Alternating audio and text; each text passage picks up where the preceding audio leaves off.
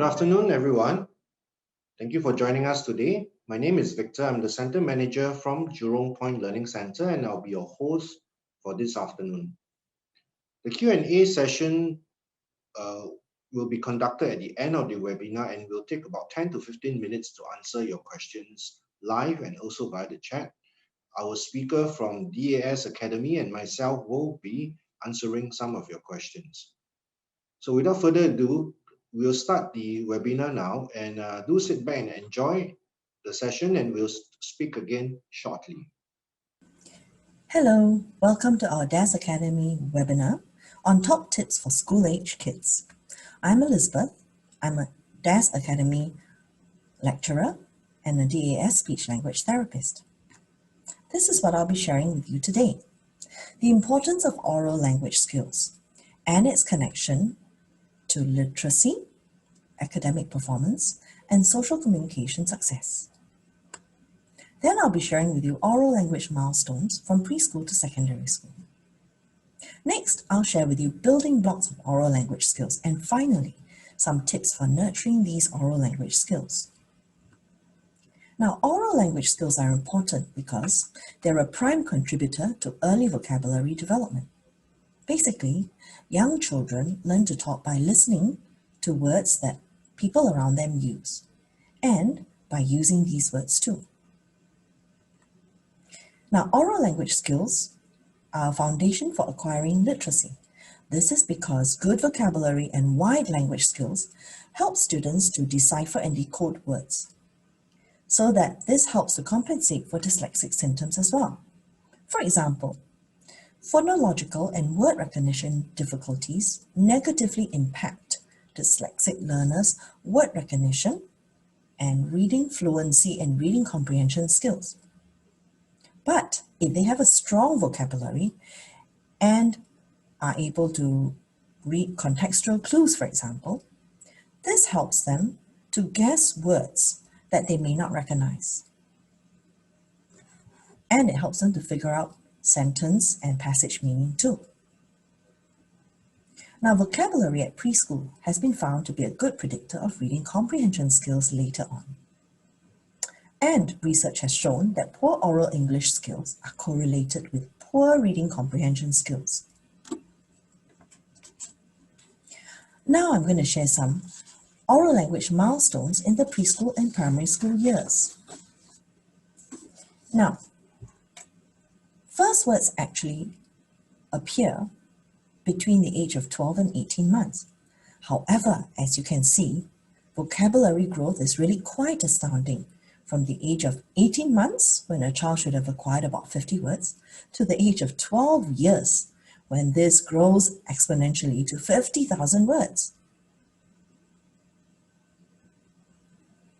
During the preschool and primary school years, children also acquire the ability to use complex sentences to explain and justify what they want or what they do. And this starts around the age of 4 to 4.5 years, when children should be explaining their actions using words such as because. During these years, children also learn to use language to explain, inquire, and compare by answering questions such as who needs the bigger bowl of food and why. Now, in the primary and secondary school years, children learn to retell events in logical sequence and are able to stay on topic in conversations. They also learn to adapt their language to different audiences and situations, use subject-specific vocabulary accurately, so they would be able to differentiate between vocabulary used in geography, science, or math, or social studies. And in the secondary school years, students use language to describe, such as describing scenery, to discuss different perspectives, and to critically analyze, evaluate, and even summarize spoken or written texts. And they learn to use language to problem solve, such as managing conflict by persuading others to see their point of view. Now I'll be sharing with you the building blocks of oral language skills. Vocabulary, which is having the right words to say what we want to say. And this includes being able to choose words with subtle differences in meanings to most appropriately express what we want to express. Syntax, or sentence structure sense or awareness. Now, this includes the ability to use well-formed sentences with the correct word order, because this is also the understanding that a change in word order changes the meaning of the sentence. Pragmatics, which is the understanding of social rules of communication, such as knowing that one should not interrupt, such as understanding that there's a personal distance we should observe when we talk to different people, and the body language that is appropriate to show in different situations. It also includes the understanding of the use of language in different social situations. So for example, the ability to adapt our language to different audiences in different contexts. So knowing when we can speak formally or casually to different people. Finally, a very important building block is actually confidence. Because even a speaker with very sophisticated language skills can only be convincing if he or she speaks confidently. So confidence combined with language skills will give effective communication. Finally, I'm going to share with you some tips for nurturing oral language skills. I'll be sharing with you about some vocabulary gains, some syntax gains, some pragmatics gains, and the strategy of 4 Ps.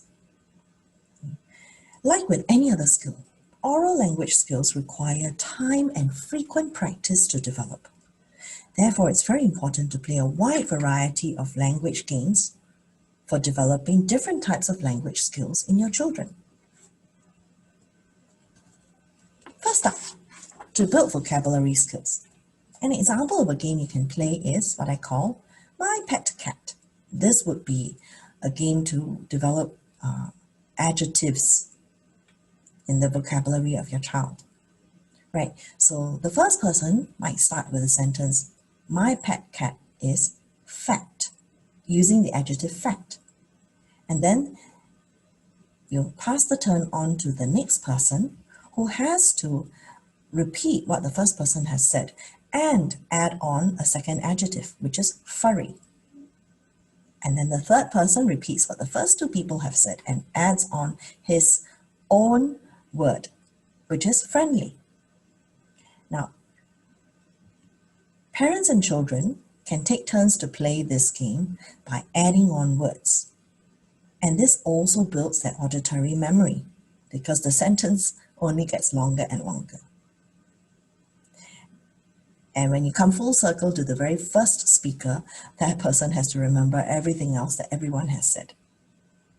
Now, these game turns are actually precursors to conversational turns, because when someone says something in a conversation, the next person actually adds a comment about it.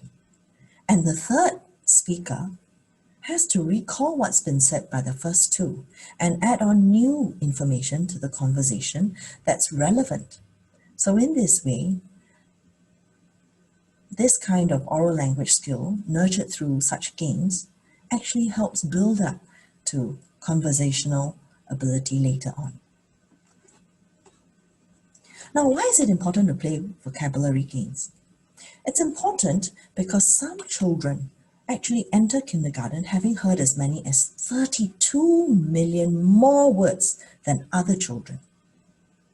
And once established, such differences have been found to be rather difficult to change. So therefore, we want to give our children an early head start in their vocabulary development. Now, another game for building vocabulary skills is a thematic word association game. So we can give our children a theme, such as sports and health, and then tell them to say 5 words related to this theme in 20 seconds. And each person takes a turn. Okay? And it would look something like this. There you go.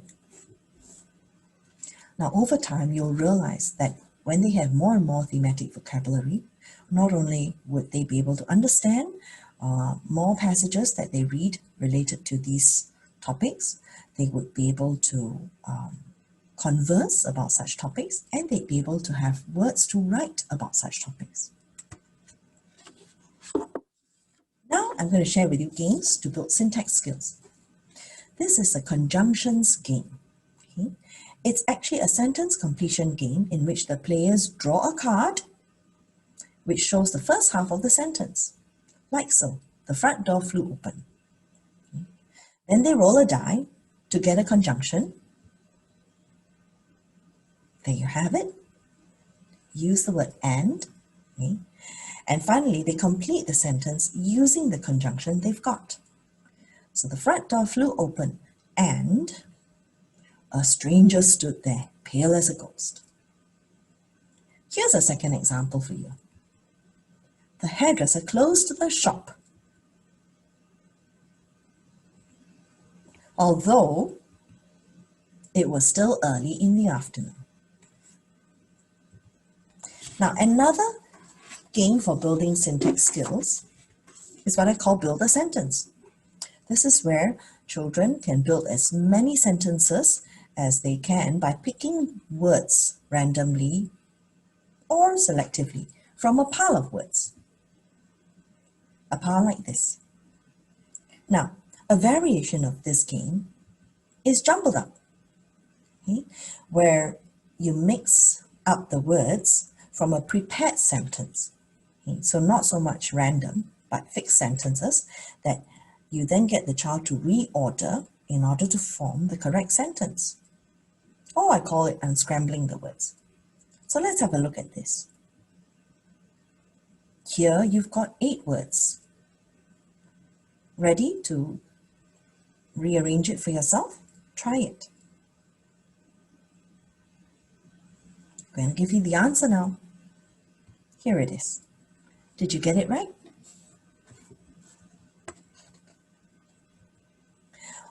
Now moving on to games for building pragmatic skills. An example is nonverbal skills that can be developed when you play games such as Pictionary or charades. Now, in this game, one person in the group picks a card with a feeling, picture, word, or a scenario, describing how someone is feeling and why. Now, this person then has to draw or act it out for the group to guess the feeling word. Now, everyone in the group takes turns to pick a card and to act it out while the rest guess. Now, to play this game well, a student must have well-developed gestural and non-verbal vocabulary.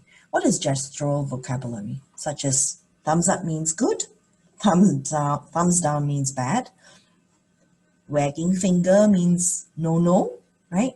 A gestural vocabulary. Other non-verbal vocabulary would include facial expressions and body language, such as furrowing of brows could mean confusion, a frown could mean displeasure or, even something greater like disapproval or anger would be, well, it's quite obvious, right? When we are angry, our fists might be on our hips, and we furrow our brows, frown, as well as look really upset. Okay. Now, it's important to develop such non-verbal vocabulary in children because when they have such vocabulary, they are better able to interpret the expressions and actions of others, and they'll also be able to use their own non-verbal vocabulary more effectively to represent words and communicate messages to the other players in the game. And this means that students who have such skills will be able to interpret and express themselves through non-verbals to other people in different social interactions in daily life. Another game and another skill in the list of pragmatic skills would be thinking and verbal reasoning skills. Now, to do this, you could play a game such as, how would you feel if someone borrowed your bike and wouldn't give it back? This is a card game.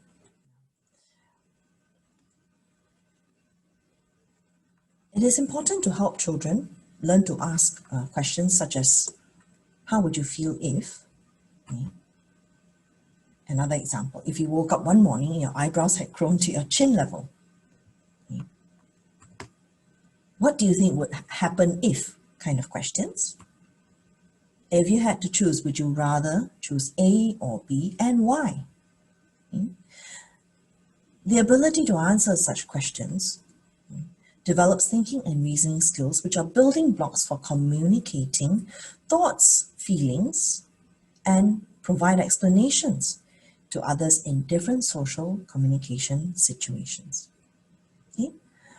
Being able to answer such questions also enables children to think creatively and flexibly, whether the scenarios are real or imagined.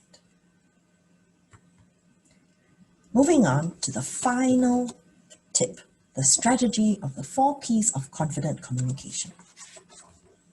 Practice, where children learn to practice the skills that you want them to acquire with your guidance. Where you praise their effort and you give clear feedback for improvement so that they can practice the skills some more. And this actually always leads to progress. 4 Ps of confident communication. So, does practice make perfect? No, and we shouldn't want it to, or we shouldn't expect it to, but rather, we do know for sure that practice makes progress.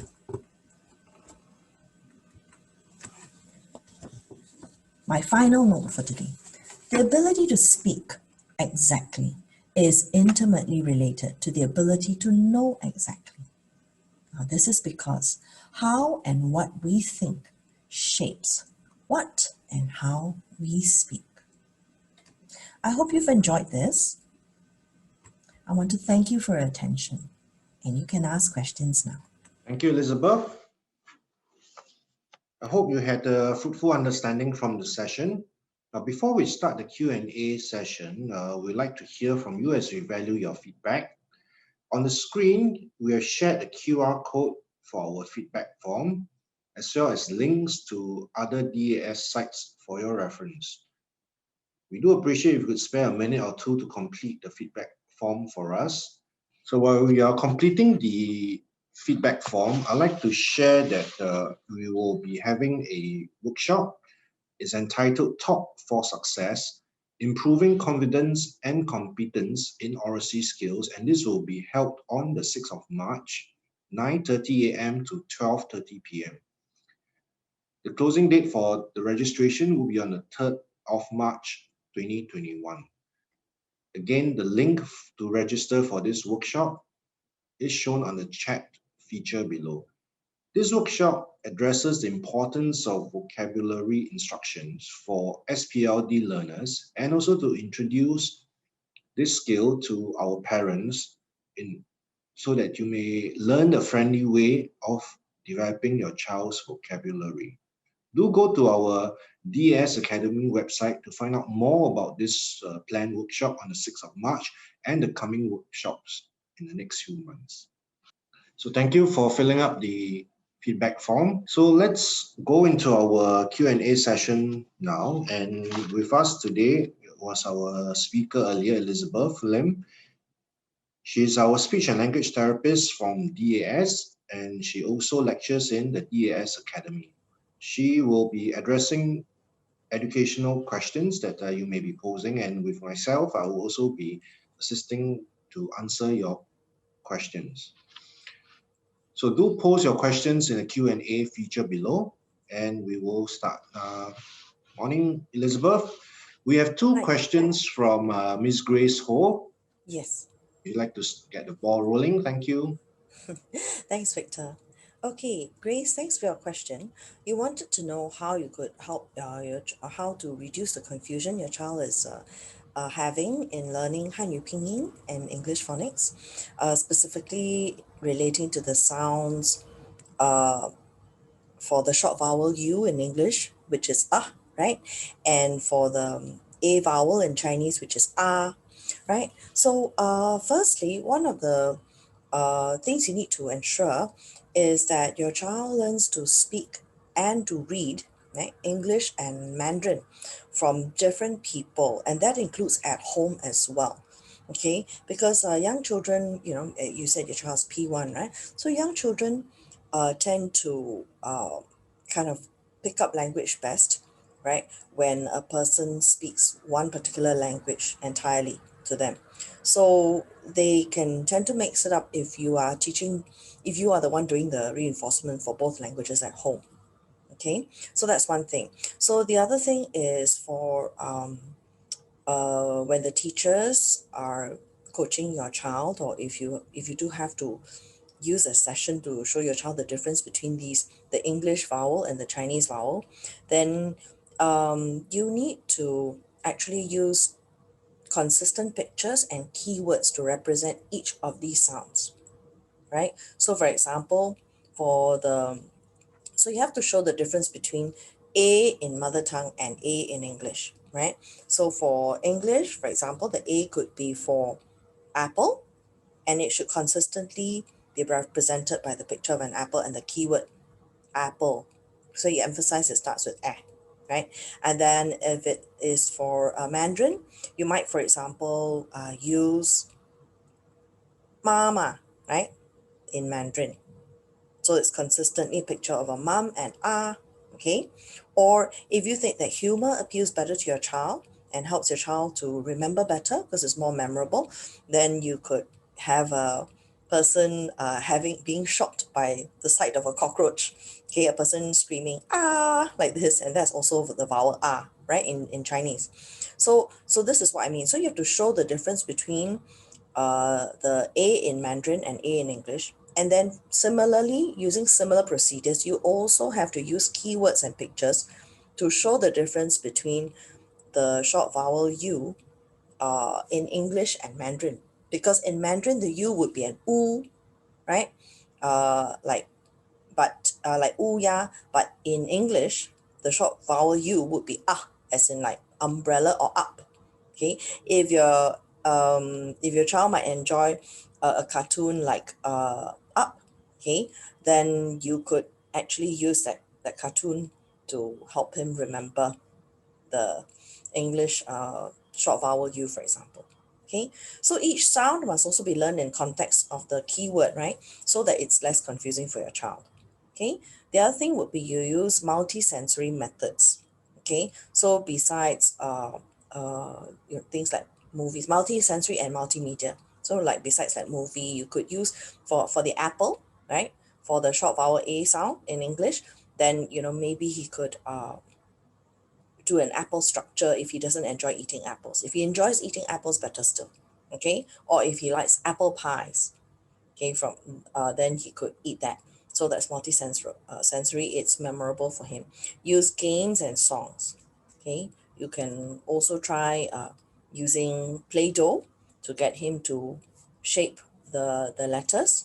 Okay, but then I would suggest that since you want to disambiguate, right, uh, English and Mandarin, then you don't use the same material. If you're using Play-Doh for him to form the letter A, okay, short, and then to pronounce in English, then do not use Play-Doh when you want to get him to form the A and the in Mandarin.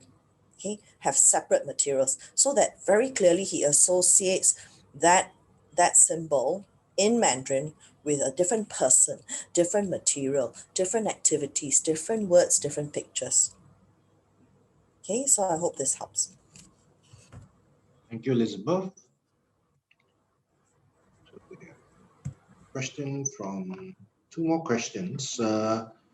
Elizabeth, would you like to take a question from Chris Cole?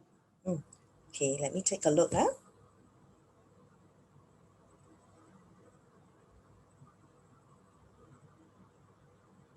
Mm.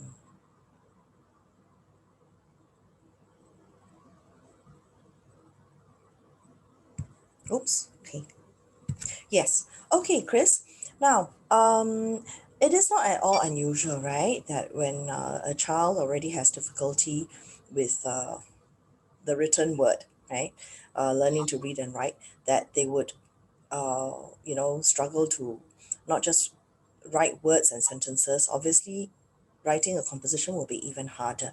Okay, so one thing you could do, right, to help her with uh, story formulation, right? That means being able to create and tell a story for composition, is to get her to verbalize it and make it more enjoyable for her by using methods that she enjoys. So, for example, if she likes drawing, okay, get her to draw her story like comic style, okay, or whatever style she likes, and then get her to tell you the story and you write it for her, so that she always has a sense of success that she has created her composition, her complete story, right? And guide her using this way to methods such as this to help her to create a structured and interesting story, right?